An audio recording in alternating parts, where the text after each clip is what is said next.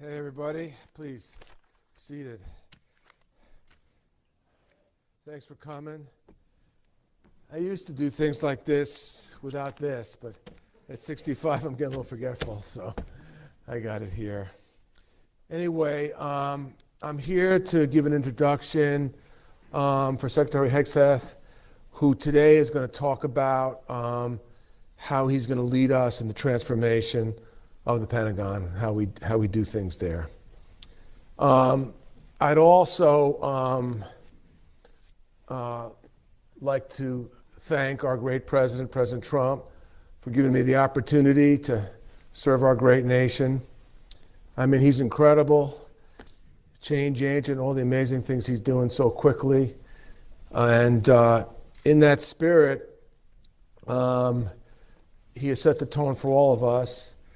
And our secretary from day one has set such a great tone, a tone of warrior ethos, launching our goals to transform our department from the Department of Defense to the Department of War, to really substantially improve our readiness, our fighting capabilities, our culture, all of our capabilities, and to really be exceptional.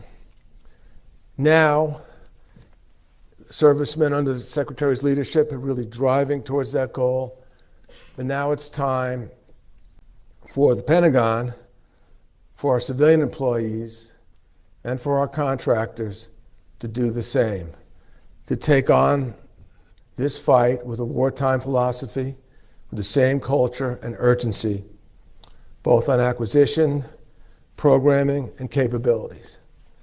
It's really important for our success. We're in the fight of our lives. We're against competition that's never been stronger, who are advancing rapidly, who are advancing urgently, and already have possessed great capabilities. We simply got to do better on our side of it. The Secretary will talk today about this transformation. He has set the tone of a changed culture in the Pentagon. It's through his, quite frankly, inspirational leadership that's enabled us civilians to really be able to do something different, to change, to be better. And that's our job. It has to come from the Pentagon, our people, as well as the contractors. The Pentagon is run well. The leadership is solid. The culture is good. The teamwork and partnership is exceptional. But we do things in a very old manner, in a slow manner, in a bureaucratic manner, and we must change that. Similarly, our contractors often mirror us with some of the same issues and problems. Our contractors need to change and do better. The contractors are willing to change with us will prosper and grow. Those who don't and resist it will be gone. I think that I can't emphasize how much and how important it is for us not to fall behind. I'm 65 years old, so I've seen a few things. And I can tell you, after that experience, it's an absolute honor to serve underneath, working for the Secretary. It's an honor to serve under his command.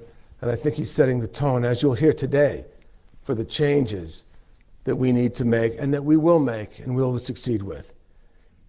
Our military, all of our service people, everyone around it, Americans need us at the Pentagon and our civilians and our contractors to do better. We can't fail. We can't make excuses. We must succeed. Let's get at it. With that, Mr. Secretary, can you please come and speak to us? Thank you, sir. Thank you. Please, take your seats.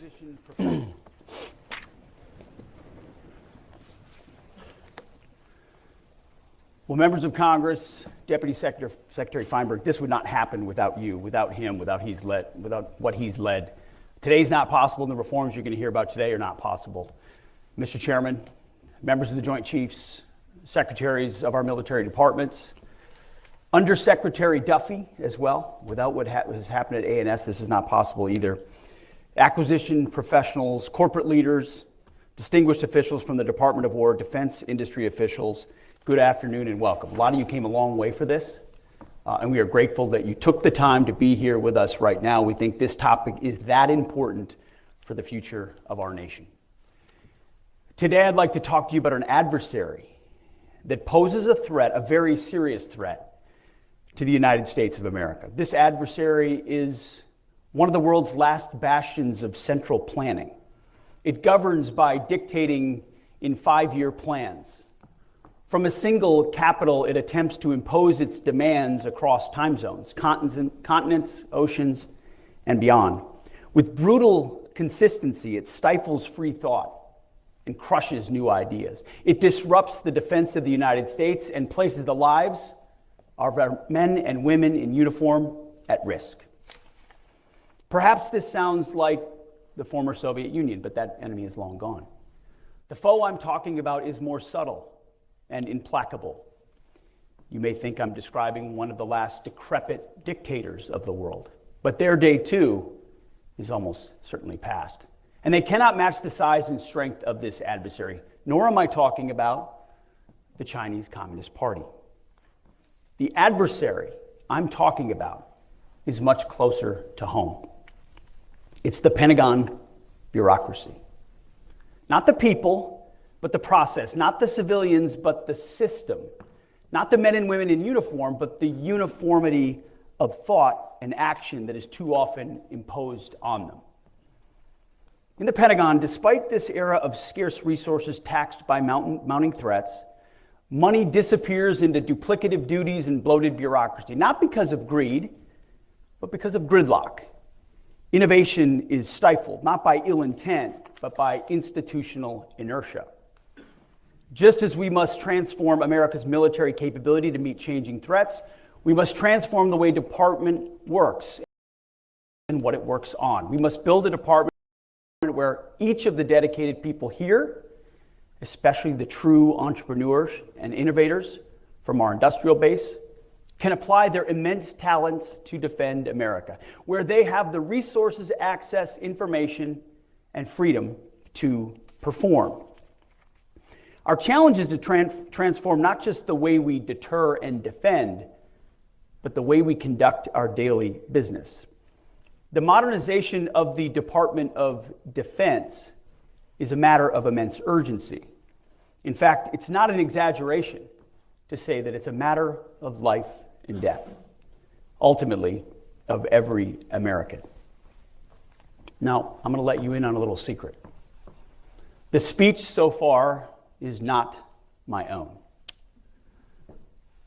Those words are practically verbatim from a speech given by Secretary of Defense Donald Rumsfeld on September 10th, 2001.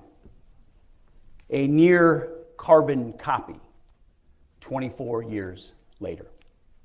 Now, the world changed the day after he gave that speech on 9/11, and the wars in Iraq and Afghanistan began. As a result, Secretary Rumsfeld never quite had the full opportunity to implement many of his reforms. To quote him, or paraphrase him again, we went to war with the army we had, not the army he or we wanted. Today, the need for Pentagon transformation, not just reform, is even more urgent than it was when Secretary Rumsfeld spoke those words nearly a quarter century ago. And his words are just as true now as they were then. The threat environment we face is advanced and multifaceted. Technology is evolving at an accelerated pace. The information landscape has become increasingly segmented and personal and exploited by our enemies. Many of our adversaries, as you know, don't wear uniforms and use civilians as human shields. Our enemies often activate under the threshold of armed conflict, the gray zone, and intend to destroy us from within. The world seems smaller and more familiar, yet at the same time more complex. As I alluded to in my Quantico speech a few weeks ago, today we're undertaking a department-wide transformation of requirements, acquisition, and foreign military sales, addressing a core function of what we do at the War Department, identifying what our warfighters need, how we buy those capabilities, and then how we share those capabilities with our allies and partners, all in service of decisively winning any war that we must wage. For too long, our department has been hampered by a bureaucracy bogged down by burdensome and inefficient processes, paralyzed by impossible risk thresholds, and distracted by agendas that have nothing to do with warfighting. Naturally, such a system gives rise to a certain culture within the organization, and people adapt to that culture in order to thrive within it. The institution shapes the individuals as much as the individuals shape the institution. It becomes mutually reinforcing, and over time, the prevailing pattern becomes more and more entrenched, risk-averse, and immovable, to the point that the whole psychology of the department is stuck in a system in which process, not outcomes, matter the most. Previous administrations have tried and failed to address these issues, seeking to go around the process rather than confront it head on, leaving our military and our industrial base weaker as a result. The department's perverse process has in turn fostered a culture in today's defense industrial base that makes it unlike any other American market, uniquely tailored to the Pentagon in the worst way. Unstable demand signals, uncertain projections, and volatile customer base has caused the defense industry to adopt the same entrenched, risk-averse, and lethargic culture that we have in government. The result, an absence of urgency, a fear of innovation, and a fundamental lack of trust between the military customer and our limited, more limited than it should be, defense industrial base. What's worse, the defense industry financially benefits from our backwards culture. Schedule overruns, huge order backlogs, and too predictable cost increases become the norm. Our military and our taxpayers need a defense industrial base that it can count on to scale with urgency in a crisis, not one that is content to wait for money before taking urgent action. This relates to the whole industrial base, and most importantly to the large primes that we do business with today. These large defense primes need to change to focus on speed and volume and to invest their own capital to get there. If we do that, the Department of War is, of course, big-time supportive of profits. We are capitalists, after all. But if they do not, those big ones will fade away. We've all heard this sort of talk before. Transformation of our acquisition process is a war of attrition, a war that we intend to win. Day by day, week by week, month by month, year by year. I'm telling you, Feinberg and Duffy won't stop. It's been the department's fault for far too long that we're in this predicament. And it will take a focused and sustained effort to succeed, and succeed we must. We will no longer ignore the plank in our own eye. The goal of this speech is not to name and shame people or companies or departments. Many of you have done important and patriotic work for our nation and this department for years. Many for decades. But rather, I wanted the opportunity to look you, my fellow patriots, straight in the eye and tell you how important you are. You will determine whether we deliver for our warfighters. You will determine whether we win our next war. Either you, our companies, our industries, our defense industrial base deliver, or we fail. It is literally life or death. Every dollar squandered on redundancy, bureaucracy, and waste is a dollar that could be used to outfit and supply the warfighter. We must wage an all-out campaign to streamline the Pentagon's process, to unshackle our people from unproductive work, and to shift our resources from the bureaucracy to the battlefield. Our objective is simple: transform the entire acquisition system to operate on a wartime footing, to rapidly accelerate the fielding of capabilities and focus on results. Our objective is to rebuild the arsenal of freedom. American industry and its innovative spirit are begging to be unleashed to solve our most complex and dangerous warfighting problems. We need to get out of our own way, out of your way, and enter into real partnership with you, rather than overprescribe and decelerate your natural progress. In turn, industry needs to perceive business with the Department of War from the perspective of growth and assume risk to partner with the United States. Speed and a focus on outcomes are fundamental to successful deterrence.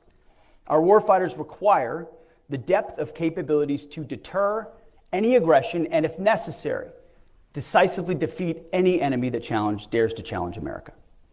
We're talking here about transformation, not toothless reform, and we're seeking it fast.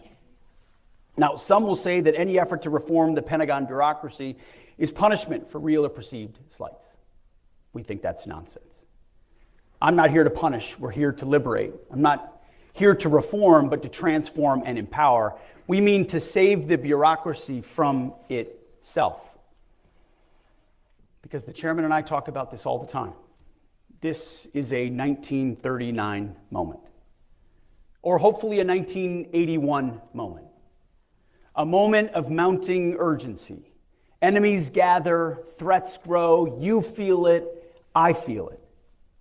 If we are going to prevent and avoid war, which is what we all want, we must prepare now.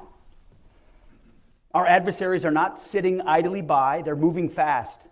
They're developing and delivering new capabilities at a rate that should be sobering to every American, especially those who work in the Pentagon and in the defense industrial base. Their ambitions and intentions are bold. Their actions speak volumes, and frankly, at times we've been too damn slow to respond. But before we get too far along, when it comes to transformation, let me give some credit where credit is due. President Trump has led on this, issued 4 executive orders directing transformation of defense acquisition, spurring innovation of the defense industrial base in particular, and the entire federal procurement process and foreign military sales in general. That's because the president recognizes one simple fact: America's military is the greatest in the world by far, and we must keep it that way. Our commander-in-chief is leading the way, affording us, this is what is so key in any effort like this, affording us the top cover to do big, hard, and necessary things quickly. Members of the House and Senate Armed Services Committee, on a bipartisan basis, have advanced proposals to reform Pentagon procurement through the SPEED Act and the Forged Act. Through their close collaboration and extensive exchanges with Congress, much of what we are planning and announcing directly reflects the insights and reform ideas that have emerged from those ongoing partnerships. Many of the changes we're implementing today are the direct result of those congressional engagements, and we look forward to continuing this vital collaboration as we transform the department. So I want to thank Chairman Wicker and Chairman Rogers, especially for their leadership on these issues. Together, these executive orders, the congressional reforms, and the efforts by the services and department leadership, many of which are already underway, will enable 5 broad transformations. 1, inspire American industry to become a wartime industrial base that focuses on speed and volume through reliable demand and adaptable business practices for current partners and new entrants alike. 2, unleash the defense, industrial, and government workforces by incentivizing progress over process. 3, bias new acquisition and requirements processes for speed, flexibility, and efficiency. And 4, championing technical excellence and higher risk thresholds to accelerate high performance production. And 5, provoke war speed or warp speed by procuring rapidly and sustaining readily cost effectively as the default, not the exceptions. So in short, those are broad principles. We mean to increase acquisition risk in order to decrease operational risk. Let me say that again. We mean to increase acquisition risk in order to decrease operational risk. By taking greater calculated risk in how we build, buy, and maintain our systems, we will gain speed to more quickly provide capabilities to the battlefield. An 85% solution in the hands of our armed forces today is infinitely better than an unachievable 100% solution, endlessly undergoing testing or awaiting additional technological development. These are of no use to troops in harm's way. So to the men and women of this department, both military and civilian, who work on acquisition, and our industry partners, let me say this: you are not our enemies in this effort, but you are our allies. You are Obi-Wan Kenobi. You are our only hope.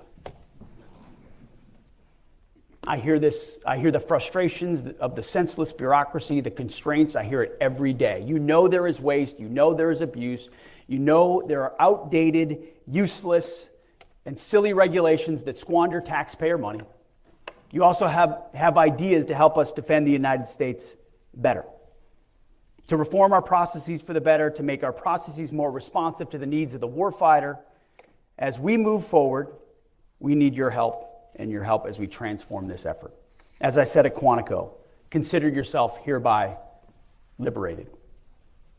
In transforming the acquisitions process within the Pentagon, we will build on the tenets of restoring the warrior ethos, rebuilding the military, and reestablishing deterrence. We cannot achieve the last two without infusing the first throughout the acquisitions ecosystem, including the boardrooms, the labs, and the factories of our indispensable industry partners. The first step in achieving the warrior ethos, as I emphasized at Quantico, requires that we expect the same from our partners. It's imperative that industry focus on hiring and promoting individuals based on merit and not on some garbage ideological standard. DEI has failed at every level of every organization. In our system of acquisition, we all serve the men and women in uniform and are accountable to the American taxpayer, but we all have a specific role. The Pentagon establishes expectations and outcomes and accountability. Industry provides the talent, the innovation, and the agility, and the capacity that allows us to meet our goals. As with our warriors, the performance standards that industry needs to meet must be high and unwavering. Tolerance for underperformance and failure, low. And the imperative for continuous improvement, relentless. To achieve these goals, it's paramount that human capital decisions across the entire warfighting acquisitions enterprise are predicated upon merit and optimally enable the recruitment, retention, and mobility of our nation's best talent. Just as I told the uniform ranks, personnel is policy, so too in acquisition. Human capital decisions focused on hiring, promoting, rewarding, and accountability will directly determine the success of acquisitions reform. And more importantly, whether or not we save our republic. That's how important it is.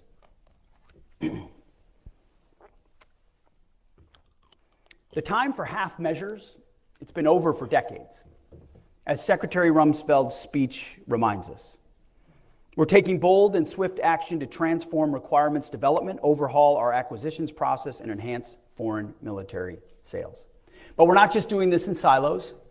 The development of this transformation has prioritized civil-military collaboration at every step, ensuring both our civilian and military leaders across the services and the joint staff directly contributed to the development of the coordination of this overhaul. This was not OSW sitting in a room thinking up ideas. This was collaborative across the Pentagon with the services and the joint staff to figure out how we can make this happen. This is a team effort at the Pentagon, not a hostile takeover. Here are the 5 overarching transformative pillars that form the foundation on the procurement process. First, we will stabilize demand signals. We will award companies bigger, longer contracts for proven systems. So those companies will be confident in investing more to grow the industrial base that supplies our weapon systems more and faster.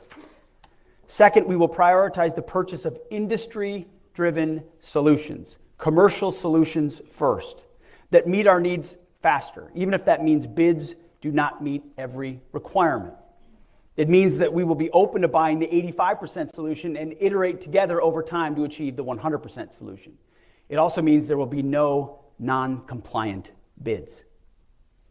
Third, we will empower our program leaders with the control, expertise, and authority to direct program outcomes, to move money, and quickly adjust the priority of required system performance to deliver on time and under budget. Fourth, we will inject urgency and excellence into the DIB. The Department of War will only do business with industry partners that share our priority of speed and volume above all else, who are willing to surge American manufacturing at the speed of ingenuity to deliver rapidly and reliably for our warfighters. And fifth, regulatory reform. We will remove excessive and burdensome FAR and DFARS rules, reporting requirements, accounting standards, excessive testing oversight, excessively long studies and analysis. Anything that unnecessarily slows down government contracts will be eliminated. So the bottom line is this. These changes will move us from the current prime contractor-dominated system defined by limited competition, vendor lock, cost-plus contracts, stressed budgets, and frustrating protests to a future powered by a dynamic vendor space that accelerates production by combining investment at a commercial pace with the uniquely American ability to scale quickly. Taken together, we will rebuild the defense industrial base into a new arsenal of freedom. What we're doing today marks a new horizon for how we acquire and deliver warfighting capabilities. We are prioritizing speed, flexibility, competition, and calculated risk-taking. We will buy commercial solutions to the maximum extent possible, practicable, and will ensure our systems can produce at scale and relentlessly focus on delivering modern lethal weapons to our warfighters. End of story. To fix this entire process, we need to fix the heart of it all, which is requirements. For decades, our requirements process, under the name, and you know it well, Joint Capabilities Integration Development System, or JCIDS, has become an inefficient bureaucratic system in need of a complete overhaul. Which is why today, at my direction, we are transforming the department's process for joint requirements determination. Re-envisioning the requirements process is a decisive step in rebuilding the nation that once led the world in turning ideas into combat power, thoughts into lethality. I am canceling JCIDS, which moved at the speed of paperwork, not war. To put it plainly, JCIDS became a years-long bureaucratic anchor that dragged us down while our adversaries surged ahead with purpose and precision. JCIDS was focused on defining systems requirements, staffing them through countless oversight boards, and then locking them down, while threats and technologies continued to evolve. To validate requirements documents, JCIDS often took over 300 days. Yes, 300 days to close to one whole year just to approve a single document. By the time it got stamped, and it probably was stamped, the threat had changed and the warfighters' needs had shifted. The process was so complicated that there is a 400-page manual, instruction manual, just to understand it, imposing endless templates and layers for review. JCIDS had dozens of reviewers and sign-offs and hundreds of comments to approve a single document. It's its own ecosystem, most of which added little to no value. We tried to please everyone, so we chased consensus instead of clarity. It became a go-along to get-along process. The result? Overspecified requirements that satisfy everyone and serve no one. A process built to serve the process. Our industry partners know the biggest obstacle isn't technology, it's our processes. Requirements are unclear or overly prescriptive and even contradict themselves, like that last sentence. They're either so rigid that they strangle innovation or so vague that nobody knows what done actually looks like. Contractors waste time guessing instead of building. The result, cost overruns, frustration on both sides, and delayed delivery to the warfighter. What industry is asking for is simple: clear, stable problem statements, provided early enough to plan, hire, and train the workforce, and then invest in capital modernization. We rarely engage innovators early, and when we do, the process tries to retrofit their ideas into outdated formats. Existing industry partners who understand the cumbersome process don't even bother to innovate. They know there is no upside to innovation. Rigid standards and archaic templates choke the agility that we need. That's why innovation groups exist to bypass JSIDs entirely and deliver faster. The lesson is obvious. If we want innovation, and we desperately do, we must build a requirement system that welcomes it instead of smothers it. You can catch a glimpse of where we're moving when it comes to our commitment to acquiring critical munitions and the Golden Dome. Secretary Gates, for example, circumvented the Pentagon process to quickly develop and field the MRAP. Now, we're already moving at wartime speed on both of those, Golden Dome and munitions, working outside the slow bureaucratic process. But we shouldn't have to go outside the process to make it work. Urgent needs are met by circumventing it. We can't rely on that. Instead, the entire process must move at the speed of critical munitions, Golden Dome, and the MRAP. In short, we can't continue making big promises we can't keep. The people who define what we need aren't linked to the people who control the money or build the systems. So requirements move forward on paper, but the funding and execution don't follow. By the way, if folks are watching this on Fox, their eyes are rolling over. But everyone in this room understands exactly what I'm talking about. The result: plans without resources, programs without liftoff, and warfighters waving for capabilities that arrive late or never arrive at all. No feedback loop, no shared priorities, and no accountability. Until we connect need, money, and delivery under one roof, we keep producing wish lists instead of weapons. President Trump recognized the reality and challenged our department to adopt a wartime mindset, to confront the bloated and inefficient bureaucracy. And that is why today, at my direction, we are undertaking a series of actions that immediately and fundamentally change how we develop requirements, to get capabilities into the hands of our warfighters at speed. We're ending a system that was built for paperwork, not mission. JSIDS is dead, and it was slow and bloated and disconnected from reality, and we will do better. I'm directing the Joint Requirements Oversight Council, the JROC, to stop validating service requirements and to kill the paperwork culture that buries ideas before they ever reach the field. In its place, we're building a new model focused on speed, alignment, and action. We're also reorienting the JROC to start identifying and ranking the joint forces' toughest problems, what we call joint operational problems. The problems will drive the priorities for the entire department. That is why today, at my direction, we're standing up 3 new decision forums in place of JSIDS. The first is the Requirements and Resourcing Alignment Board, or RRAB, a new decision forum co-led by the Deputy Secretary of War and the Vice Chairman of the Joint Chiefs of Staff, to tie money directly to those top warfighting priorities. We will ensure the Joint Forces' top problems are funded. We're also creating the Mission Engineering and Integration Activity, or MEIA, to bring the best minds, government, industry, and labs together early to experiment, integrate, iterate, and prototype solutions instead of watching good ideas die at the hands of a worthless process. And to make sure good ideas don't die in the infamous Valley of Death, we're establishing the Joint Acceleration Reserve, or JAR, a funding pool set aside to move promising solutions straight into the fight. Finally, each military service will review and reform its own requirements process, cutting red tape, engaging industry earlier, and aligning internal priorities to the new joint system. So what do we believe this new process will achieve?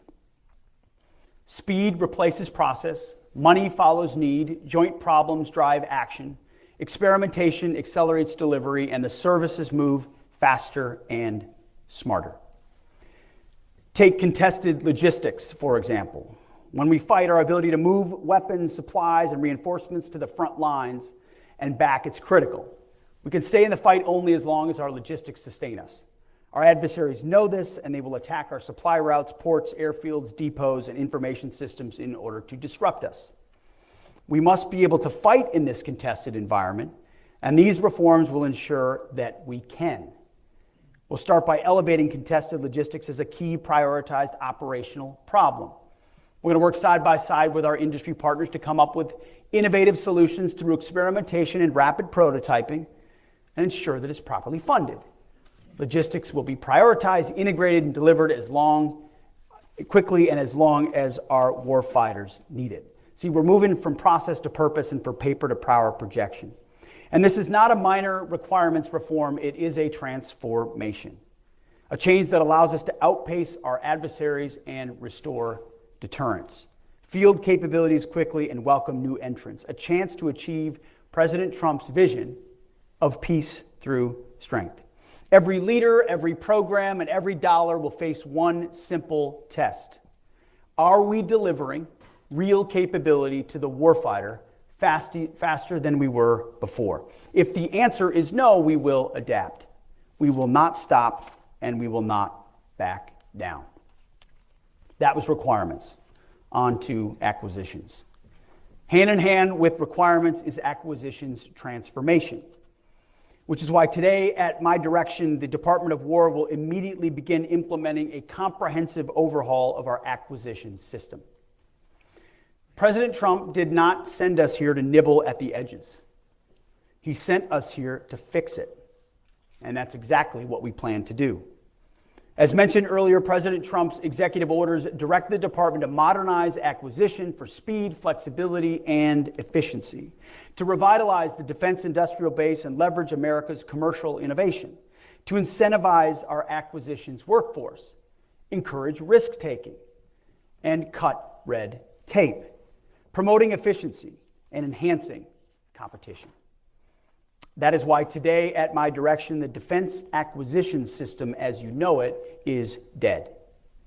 It's now the warfighting acquisitions system. And this isn't just a name change, it's a fundamental shift in how we view and practice acquisition. General Omar Bradley once noted that amateurs talk about tactics, but professionals study logistics, and of course he's right. Wars are won and lost not only by warriors on the battlefield, but by acquisition and industry professionals who shape the fight years before it ever takes place. That's all of us and all of you. Acquisition is a warfighting function, and it must enable and encourage continuous adaptation and improvement of our warfighting capability. We need acquisition and industry to be as strong and fast as our warfighters. The warfighting acquisition system will dramatically shorten timelines, improve and expand the defense industrial base, boost competition, and empower acquisition officials to take risks and make trade-offs. We're leaving the old, failed process behind, and will instead embrace a new, agile, and results-oriented approach. What used to take, sometimes when you add it up with requirements, 3 to 8 years, we believe can happen within a year. That old approach had 3 systemic challenges. First, fragmented accountability where no single leader could make trade-offs between speed, performance, and cost. No one's in charge. Second, broken incentives that reward compliance with rules and regulations, ignoring schedule delays and cost overruns, resulting in our warfighters operating with old, unreliable legacy systems.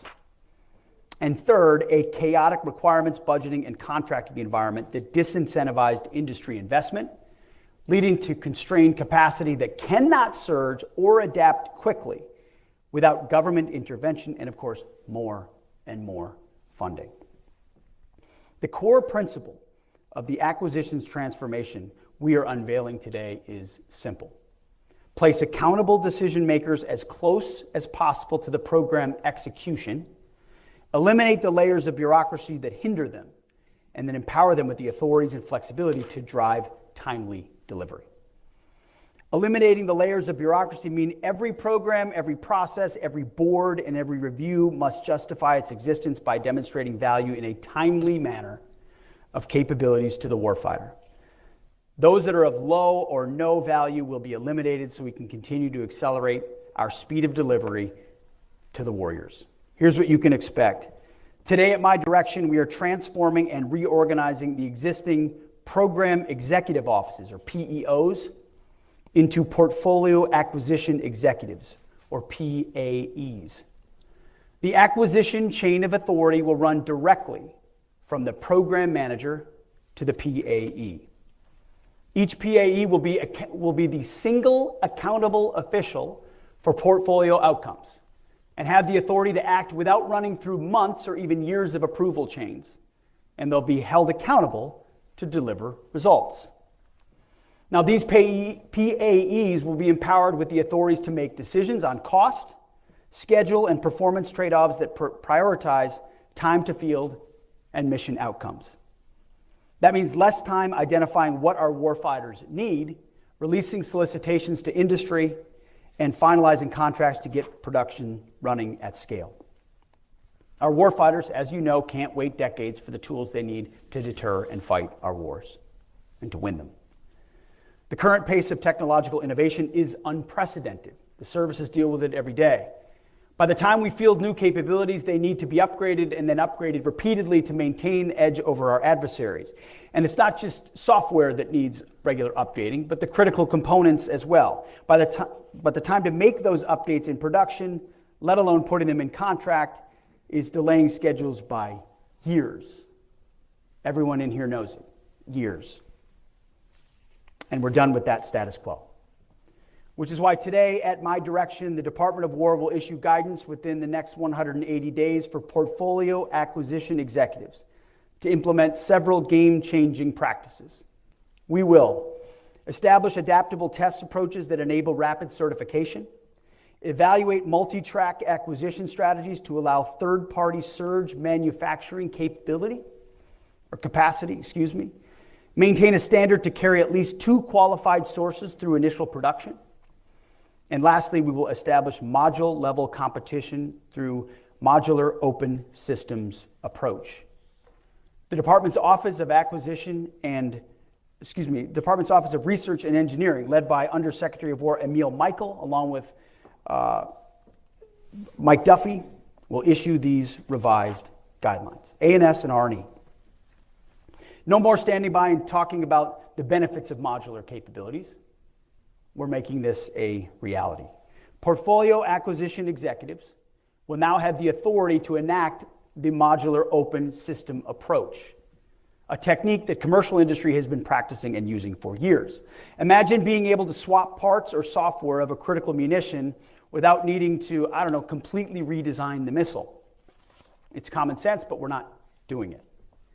Updating our lethal capabilities in real time should be the norm, not waiting years to redesign, produce, and field a platform just to have it just in time for it to undergo another round of updates. Around-the-clock software updates should be a given, just like on your smartphone, to improve performance and critically protect our infrastructure against rapidly evolving cyber threats. It's all about empowering innovation and not stifling it. It's about the defense industry leveraging practices the commercial sector has already perfected, things like computer-aided design, digital processes, building virtual models, and 3D printing. We will break down monolithic systems and build a future where our technology adapts to the threat in real near time. Contracting officers will be embedded within program teams and accountable to program leaders, shoulder to shoulder with our engineers, operators, and warfighters, the ultimate end users, who can provide critical real-world user feedback to the engineers. Contracting officers' performance will be judged not on mindless compliance with thousands of pages of regulations, but on mission outcomes. The portfolio chain of command are the ones in charge. They're responsible for mission success. If the mission is not successful, there will be real consequences. We will ensure accountability by extending PAE tenure to be longer than the current PEO service times. We will leverage taxpayer dollars in a more accountable, flexible, and deliberate manner to maximize their value across capability portfolios. We will shift funding within portfolios' authorized boundaries, swiftly and decisively to maximize mission outcomes. If one program is faltering, funding will be shifted within the portfolio to accelerate or scale a higher priority. If a new or more promising technology emerges, we will seize the opportunity and not be held back by artificial constraints and funding boundaries that take months or even years to overcome. And we will partner with Congress at every step of the way for seeking maximum flexibility empowered by transparency. Instead of each program acquiring its own infrastructure, portfolios will invest in common platforms, interfaces, and test ranges. No more endless delays or bureaucratic gridlock. No more customized acquisition pathways. The battlefield doesn't work that way, and neither should our capability development. Programs will be schedule-driven with fixed delivery cycles that embrace learning through iterative development. Our combatant commanders will get operational capabilities years earlier on mature technologies before the threat window actually closes. We will require rapid fielding dates with clear goals for unit cost ceilings and reasonable mission effectiveness standards. All other attributes must remain tradable. We will be agile and respond to rapidly changing threats and battlefield conditions, empowering the PAE to seek deviations, waivers, and delegation authorities to deliver a highly responsive acquisition capability. We will eliminate unnecessary technical standards and compliance requirements that add little or no value to fielding lethal capabilities. We will create lean technical advisory processes to inform accelerated decision-making. We want technical rigor without sacrificing speed. Technical rigor will only come from people most engaged in the program, and they should have a large voice in the process. No more lengthy, inefficient reviews by people who are out of the loop and add nothing but time to the process. We will focus on the operational problems that material solutions are intended to address. We will prefer alternate proposals or solutions that deviate from stated requirements but more effectively achieve operational objectives. Evaluation criteria will focus on mission effectiveness, not specification compliance. We're not just buying something. We are solving life and death problems for our warfighters. We're not building for peacetime. We are pivoting the Pentagon and our industrial base to a wartime footing. Building for victory should our adversaries FAFO. That's why today, at my direction, the Department of War is delivering a plan to streamline test and evaluation requirements.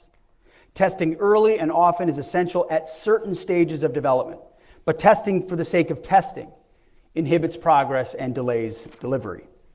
We will shine a light on performance standards as well, which is why today at my direction we are mandating portfolio scorecards with primary performance measures focusing on what truly matters: the time it takes to put weapons in the hands of our men and women who use it if and when necessary.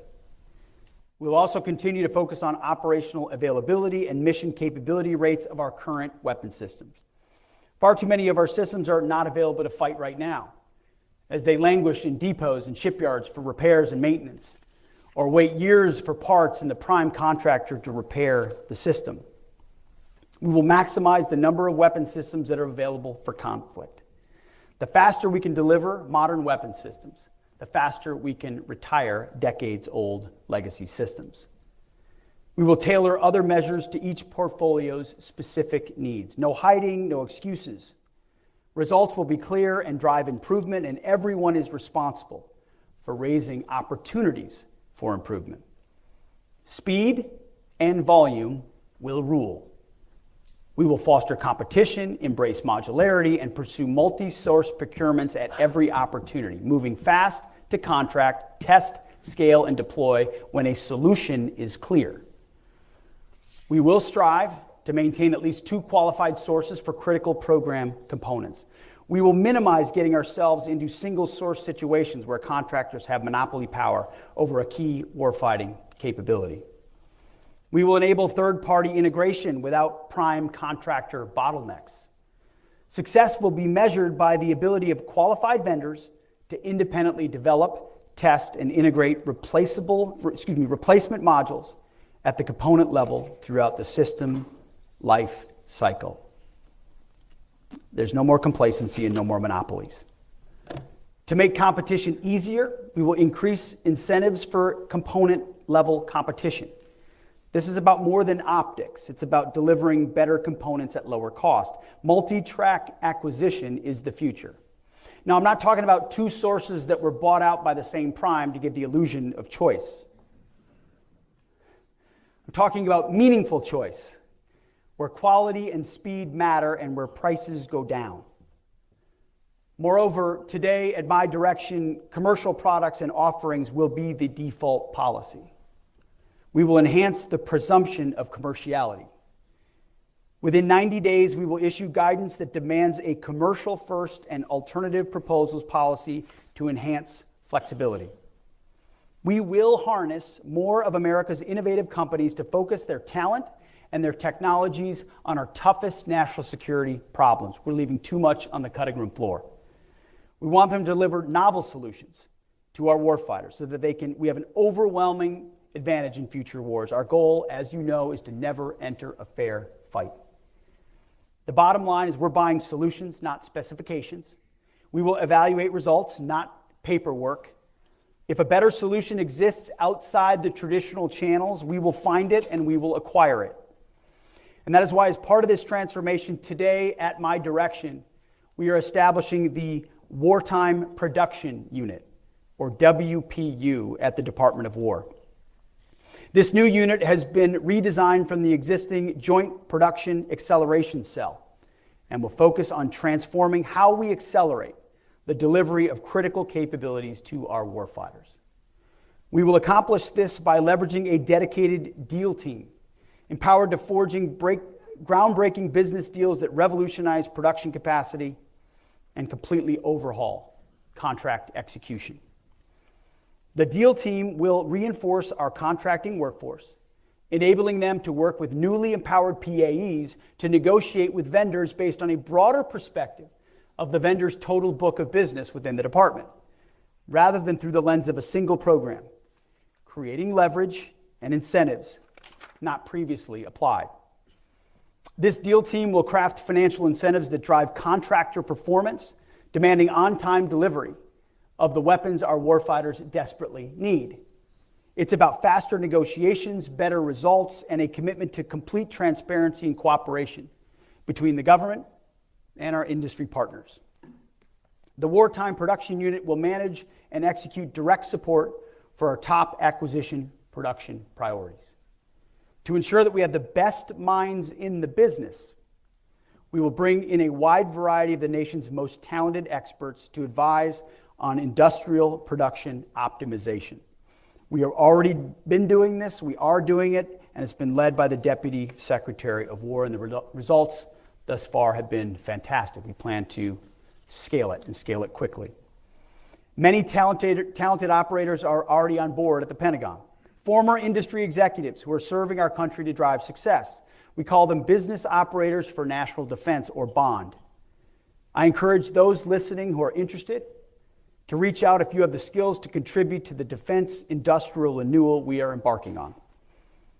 This may seem like an obvious change, but it's new for our department to empower world-class operators to help drive necessary change from the Pentagon to industry.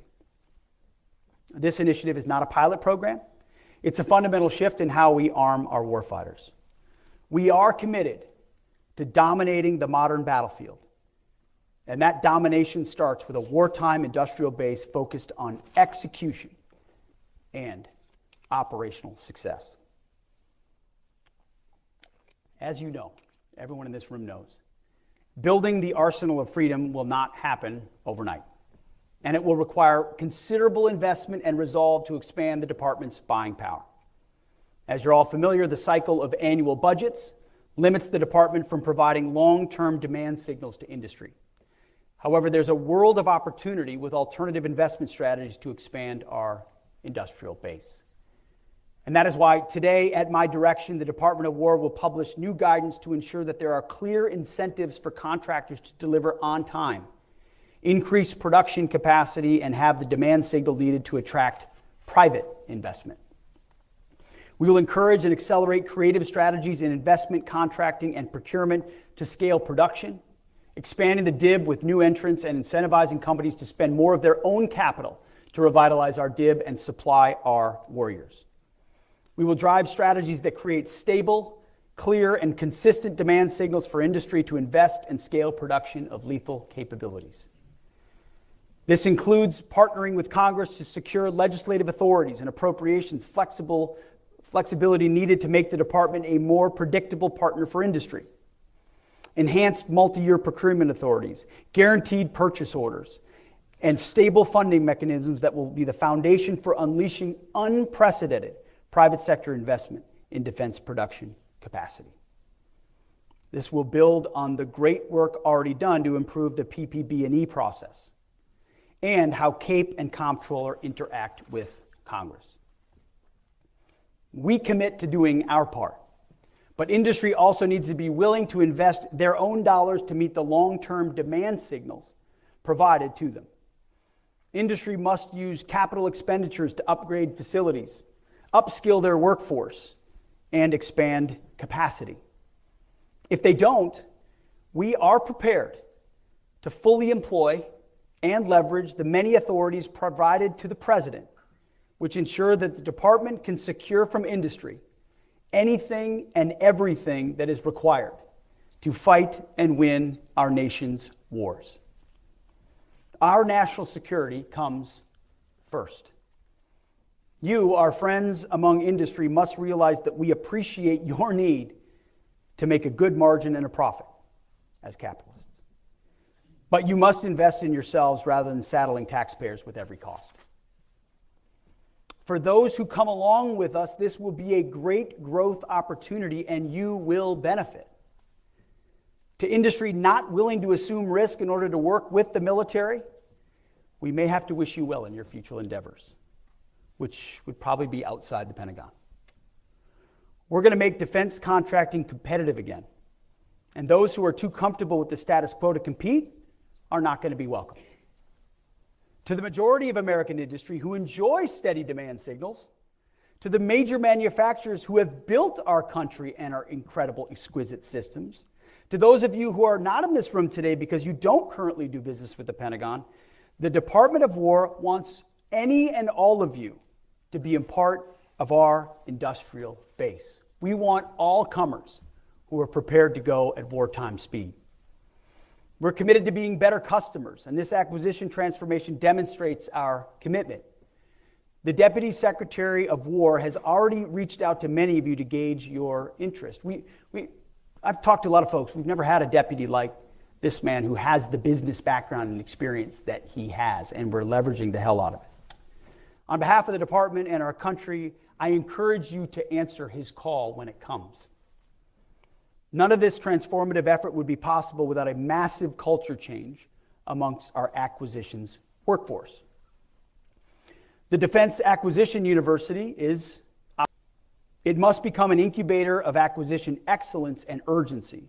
That is why today, at my direction, we're immediately transforming it into a competency-based educational institution named the Warfighting Acquisition University. It will be the launching pad of our acquisition workforce, imbued with a transformative and warrior mindset.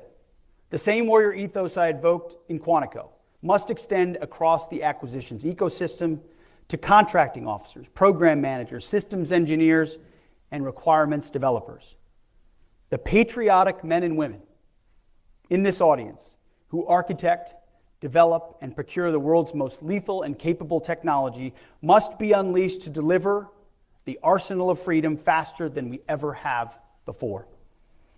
The Warfighting Acquisition University will prioritize cohort-based programs, combining experimental and project-based learning on real portfolio challenges, industry government exchanges, and case method instruction that develops critical thinking and rapid decision making. No more sitting in classrooms, learning about failed processes of the past. Our acquisition system is only as good as our workforce. Trust me, I understand the challenges of the workforce. Portfolios and programs can't succeed when leaders rotate out every 2 years. Greater stability ensures deeper insights into technology, relationships with companies, personnel development, and accountability to deliver outcomes. And that is why today at my direction, the department is developing policies to create blended career paths of key portfolio and program officials, extending their tenure by requiring 4-year minimum terms with 2-year extensions, and tying their incentives to competition, capability delivery time, and mission outcomes. This will ensure accountability for strategies and decisions with continuous improvement throughout execution phases. Again, we're not just making tweaks. We are fundamentally changing the way we do business. These are not just words. We've already done a great deal of the work. In fact, the new acquisition transformation strategy is being released today. And for many of you in this room, it's hitting your inboxes right now, as are all of the directives that we're announcing today. You will have them before you leave this room. It's a great read. I encourage you to check it out. I read more than the executive summary. Speed to delivery is now our organizing principle. It is the decisive factor in maintaining deterrence and warfighting advantage. If our warfighters die or our country loses because we took too long to get them what we needed, we have failed. It is that simple. That is the business we are in. And when you talk to a lot of people that have been in this building a long time, the sense of that urgency has slipped too much. And when you look at what we face, we have to recapture it. Finally, foreign military sales. Transforming requirements and acquisition alone, not enough. We must also improve the way our department and the industrial base supports weapons sales to our allies and our partners. This is a top priority for my team in partnership with Secretary Rubio and Secretary Lutnick. Thanks to the efforts of President Trump, we have reached an all-time high in our foreign military sales. President Trump is securing deal after deal to bring cold, hard cash to American manufacturers, but our processes are too slow, and our industrial base is too inefficient to keep up and deliver on time to our allies and partners. Believe me, I hear about this on every foreign trip and every conversation I have with every president, prime minister, and minister of defense is what is wrong with your foreign military sales. We ordered it in 2014. It's 2025, and it's scheduled to deliver in 2032. And I sit there going, I don't know what the hell. But we didn't break it, but we're going to fix it. Not only are foreign military sales and defense commercial sales important to our American industrial base, but they're also critical to our strategic vision on the global landscape. Burden sharing has been a key pillar of President Trump's and the Department of War's agenda. And to accomplish this, our allies and partners must be armed with the best and most interoperable weapons systems in the world. Foreign military sales allow our warfighters to stand shoulder to shoulder with our allies to face dangerous global challenges. We're solving it. Hundreds of billions of dollars annually in foreign military sales and defense commercial sales for American-made weapon systems will provide our companies with the fuel to invest in new manufacturing plants, hire engineers, and source components and materials from thousands of subcontractors and suppliers.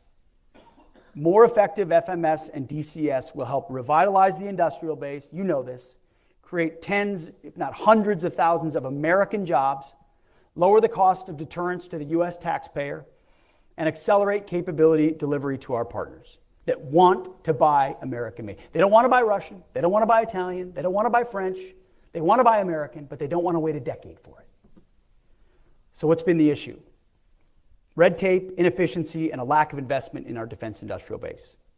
Well, we're sitting on a massive opportunity to supercharge our defense sales and industrial might, to add the surge capacity we need to increase volume for American stocks. The key lies in cracking the code on process efficiency and aligning sales with our efforts to revitalize the defense industrial base. We need to eliminate the backlogs and strengthen the critical supply chains that contribute to delivery delays. When we promise to supply our partners with critical capabilities, we must deliver on time every time. Our success ensures their ability to fight and win, and we can and must do better. We're taking decisive action to resolve it. We've worked to bake exportability into the acquisition lifecycle from the very beginning, and we're investing heavily in making that a reality. We're modernizing our IT systems and establishing clear performance metrics to track progress and identify bottlenecks. At the operational level, some of our combatant commands, I've seen it firsthand, have similarly begun moving out to remove FMS process inefficiencies at the tip of the spear in theater. But the next step is a crucial one, and that's why today, at my direction, I'm directing the realignment of operational control of Defense Security Cooperation Agency, DSCA, and the Defense Technology Security Administration, DTSA. We're moving it from under the Secretary of War for Policy to the Undersecretary of War for Acquisition and Sustainment. So from policy to A&S. Now you might ask yourself, how does an internal Department of War shift in reporting structures make any difference? It makes a huge difference. In delivering defense articles and services to our allies and partners, it's a complex process, and success demands a unified approach across the entire acquisition lifecycle. From the first dollars invested in research and development, all the way through maintenance and delivery of spare parts. When a foreign partner or ally needs to acquire a new capability from the United States, we need to ensure that the department's own processes are efficient, effective, and primed to rapidly review those capabilities for transfer or place them on contract and then delivered as quickly as possible without impeding deliveries to the U.S. warfighter. By planning against a total aggregated picture of global demand against our industrial might, we can achieve breakthrough results, rapidly equipping our allies, bolstering global stability, and projecting American strength. That's exactly what this realignment gets after. By aligning DSCA and DTSA under A&S, we provide leadership focus and establish clear lines of accountability. We're better integrating FMS with our warfighter acquisition system and our defense industrial base activities. What you get is stronger cohesion of our acquisition, security cooperation, and technology security enterprise. U.S. operational and industrial readiness are maximized, and interoperability with allies is increased. And if it's done well, continued year-over-year growth in sales of American-made systems will skyrocket. You should all love that. Starting today, we will now manage our defense sales enterprise with a single integrated vision from initial planning to contract execution to delivery. I mean, it was staggering when we tried to get our arms around just one particular system and who we were giving it to, how many we were giving it to them, and when we were giving it to them. It was a multi-week exercise just to understand that system. It was not a complex system. That system, who it was going to, how long it would take, how it traded off of ours, we had no idea. So half of this is just totally understanding that process top to bottom. At the end of the day, unifying defense sales under a single roof in the Defense Department of War ensures that we aren't making promises that we can't keep, and that our allies receive the capabilities they need when they need them. But this is just the beginning of transforming our approach to defense sales. There's much more to come in the months ahead, because this is about more than selling weapons. It's about building partnerships, strengthening our industrial base, and ensuring that American-made military equipment remains the gold standard for defense around the world. We believe that what we've announced today is a total transformation of how we do business at the War Department. Not simple reform, but a fundamental shift in how the War Department operates. This transformation is, as I stated earlier, a war of bureaucratic attrition, and it is one that we intend to win. This is not a speech. This is not a fire and forget. This is the beginning of an unrelenting onslaught to change the way we do business, and to change the way the bureaucracy responds. We will not relent, and we probably won't sleep, because we believe it's that important for our warfighters in the field. We're moving away from a culture of bureaucracy and risk aversion and embracing a culture of agility, innovation, and results. We will revitalize our defense industrial base by changing how we do business with our current defense contractors, fostering competition, and embracing commercial solutions. By the way, some of our services have already done great work in these spaces. So this is not to say there hasn't been a running start with some of our services on this, and I want to acknowledge that. This is building on top of that, frankly, taking some of those lessons learned and accelerating them into what we're doing department-wide. We will reform our requirements process to ensure that our warfighters get the capabilities they need when they need them, and they're not bogged down by bureaucratic delays. We'll modernize our acquisitions process to shorten timelines, send consistent demand signals, and empower our acquisitions officials to make swift, informed decisions. Not handcuffed by the process, accountability to make decisions. Slashing the barriers to entry for companies in the defense industrial base to encourage rapid innovation, competition, and expansion. And we're slashing the barriers to innovation for companies already in the DIB to empower them to grow within the Pentagon. We're making it easier to do business, not just for defense contractors, but for commercial companies. We're leveraging the untapped American manufacturing base to new heights. Small, mid, and large businesses alike, all welcome. And we're instilling a culture of accountability tied to results, not process. More jobs, faster delivery of lethal capabilities, and an industrial base that can surge if called upon. It's not just a pipe dream. We're driving toward that pace. We won't do incremental improvements. This is about fundamentally reshaping our approach from concept to delivery. We're injecting speed and agility into every facet, ensuring that we can outpace our adversaries and maintain our technological edge in places like AI, cyber, and space. It's not about building a military that is not only strong, but it's how to be adaptable, resilient, and ready to meet any challenge with a magazine depth that makes sure that any fight we choose or that which is thrust upon us is an unfair battle. So much of this is about magazine depth. Not just about what we can make, it's how much of it can we make and how quickly can we deliver it. We're not just building a stronger military today, we are laying the foundation for continued dominance in the decades to come. We intend to build a dynamic and responsive system that can adapt to emerging threats and leverage new technologies. We're ensuring that future generations of warfighters have the tools and the capabilities to defend our nation. The War Department will be ready when the time comes. We will have and we will be the arsenal for freedom. The world is watching. Our adversaries are watching. Our allies are watching. We must show them that America is back stronger and more determined than ever to defend our interests and uphold freedom.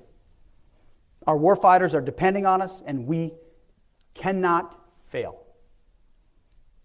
Let there be no question. The 2.1 million Americans who wear our nation's cloth, active, guard, and reserve, and the hundreds of thousands who support them in suits, in coveralls, in welding helmets, they comprise the finest military in the history of the world, no doubt. They stand ready to face down any threat, anytime, anywhere. President Trump says it all the time, and he's completely right. We have the best, strongest, most lethal military in the world.